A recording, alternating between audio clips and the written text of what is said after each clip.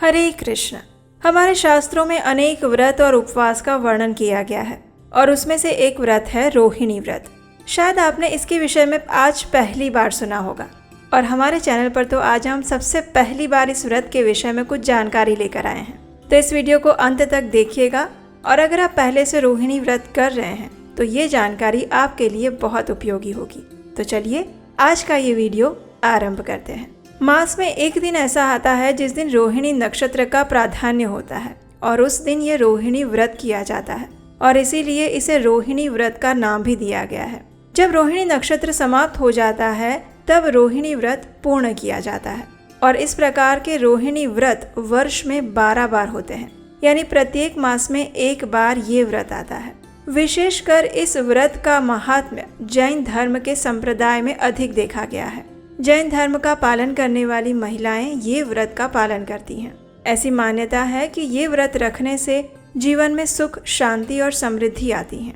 इस व्रत का पालन महिलाएं अपने पति की लंबी आयु और परिवार की सुख शांति के लिए करती हैं। जैन परंपरा में इस व्रत को 3, 5 या फिर 7 वर्षों तक निरंतर निभाना शुभ माना गया है और इन सब के अंदर भी अगर कोई महिला 5 वर्ष और 5 महीने तक इस व्रत का पालन करती है तो उसे सबसे उत्तम बताया गया है। रोहिणी नक्षत्र के दिन ये व्रत शुरू होता है और अगले नक्षत्र यानी कि मृगशिरा के उगते ही ये व्रत पूर्ण किया जाता है। चलिए अब देखते हैं कि इस बार ये व्रत कौन से दिन आ रहा है और इस दिन के शुभ मुहूर्त कौन से हैं। पंचांग के अनुसार इस मास में रोहिणी व्रत 24 जून 2025 मंगलवार के दिन किया जाएगा और 24 जून मंगलवार के दिन चतुर्दशी तिथि रहेगी और रोहिणी नक्षत्र का प्रारंभ 23 जून 2025 सोमवार को 3:16 पर और इसका समापन 24 जून 2025 मंगलवार को दोपहर 12:54 पर होगा। अब उदया तिथि यानी कि सूर्योदय के बाद रोहिणी नक्षत्र प्रबल हो जाता है। उस दिन रोहिणी व्रत किया जाता है और इसीलिए इस बार 24 जून मंगलवार को रोहिणी व्रत का पालन किया जाएगा। इस दिन संपूर्ण उपवास किया जाता है।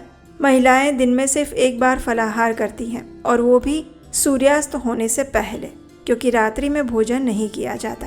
इस दिन ब्रह्म मुहूर्त का समय रहेगा सुबह 3:47 से लेकर 4:28 तक और प्रातःकालीन पूजा आप कर सकते हैं सुबह 4:07 से लेकर 5:09 के बीच में।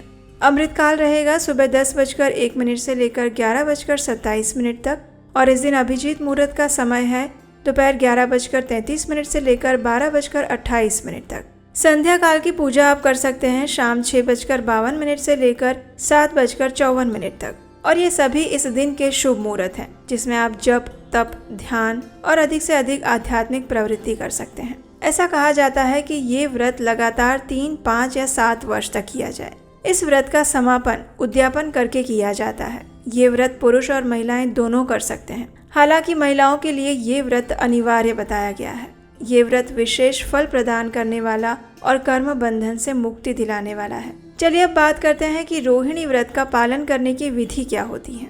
तो इस दिन इस व्रत का पालन करने वाली महिलाएं प्रातः ब्रह्म मुहूर्त में उठ जाती हैं, स्नान इत्यादि से निवृत्त होकर शुद्ध वस्त्र धारण करके पवित्र होकर पूजा करती हैं और उस दिन विशेषकर श्वेत रंग के वस्त्र पहनना अच्छा माना गया है। इस व्रत में भगवान वासु पूज्य का पूजन किया जाता है। इस दिन वासु पूज्य भगवान की पंचरत्न, ताम्र या स्वर्ण की प्रतिमा की स्थापना करके उनकी आराधना की जाती है। ये व्रत उदया तिथि में रोहिणी नक्षत्र के दिन से शुरू होकर अगले नक्षत्र मार्गशीर्ष तक चलता है।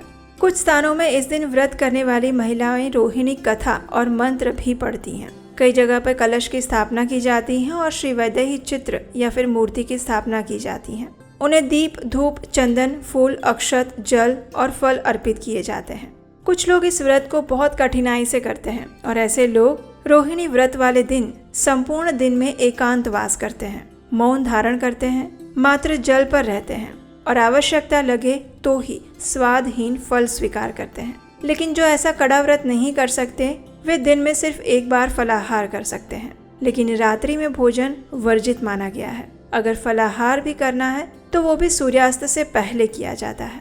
जब ये व्रत पूरा हो जाता है तो जरूरतमंदों में वस्त्र, धन, अन्न इत्यादि दान दिए जाते हैं और प्रत्येक मास में आने वाले इस रोहिणी व्रत के पूर्ण होने पर उसका उद्यापन किया जाता है और इस प्रकार 5 वर्ष और 5 महीने तक ये व्रत किया जाता है।